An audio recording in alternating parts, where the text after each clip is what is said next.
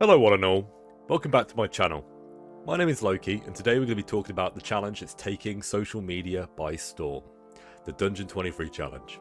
The idea was coined and presented by Sean McCoy, the author of the RPG Mothership. The idea is simple, make a dungeon room every day for a year. 28 to 31 rooms a month, 12 floors representing the 12 months. Lots of people are talking about it and it's likely you guys have already heard of it. But I figured I'd talk about it myself as I am actually planning to participate in this challenge. It's evident that a lot of people struggle to make even a small dungeon, so creating a mega dungeon is a huge undertaking. It requires a large amount of time and energy, and it's very easy to burn out from creating. This idea reclaims your time and your energy, and allows you to develop a mega dungeon over time with other dungeon masters and friends you know. I plan to do this challenge virtually, using a map making software called Dungeon Scroll, which I'll link in the description.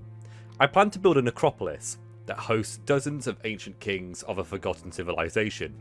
My working name for it is the Barrow of Kings, but I'm fairly certain there's already a module or adventure by that name, so I'll probably end up calling it something else eventually. All I know is I have a theme for mine, but I plan to include a variety of different room designs, puzzles, traps, as well as monstrous factions that are disconnected from the actual Acropolis itself. It'll be the first time I've actually independently made a dungeon with more than like 50 rooms. So I'm excited to record my information and my data as I go. Whilst I see the sensibility of using a journal, like a lot of people who are doing this by hand, I'm just going to use a Google document to write down my key for each dungeon room I produce. I plan to use the Tricks, Empty Room, and Basic Trap Design PDF, which you guys can find from the Drive-Thru RPG. I'll put a link to it in the description for you guys, as I believe it will help you guys come up with some unique ideas for your rooms. The PDF is far more advanced than the system that I use for making crypts and dungeons, which I outlined in my how to make a crypt video. But I feel with a mega dungeon, I want to make things a little bit more complex, especially if I'm only going to be doing one room per day. The PDF includes unusual features for doors, the quality of a lock, examples of tricks that you can have in different rooms, just to make rooms more interesting, especially ones that are empty, that don't have any monsters in. This PDF appears to be an incredible resource, so I, alongside a number of other people, would recommend you guys use it if you plan to take part in this challenge.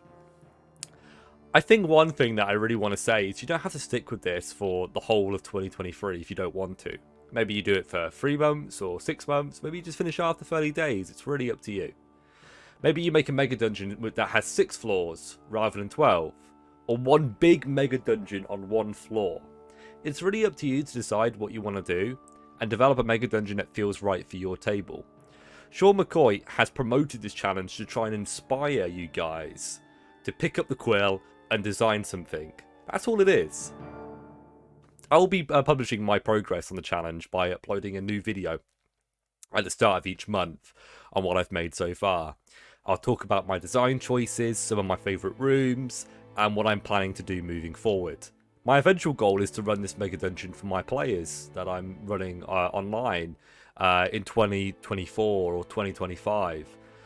That's because I've just actually recently begun a new campaign with my my existing players, and we're not really planning to end it for at least a year or so.